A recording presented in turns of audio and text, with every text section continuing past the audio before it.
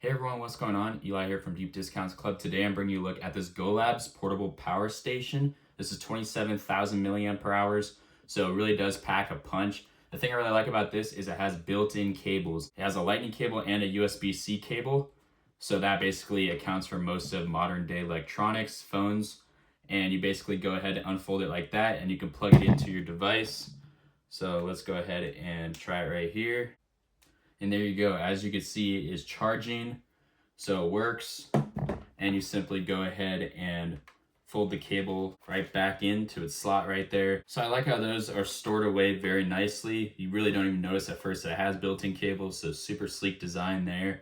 On top you have 4 USB output ports. You also have a USB-C output port and also USB-C input, micro USB input, and lightning input to charge up this thing. You've got this button right here. If you go ahead and press that, it turns on the screen. You can see how much percentage of charge you have left. You can press it twice to turn on this flashlight right here. And you've got this max brightness, and you've got a lower brightness. You've got a flash strobe, and then you got an SOS signal. Super portable. As you can see, it's got this handle that can fold up and down.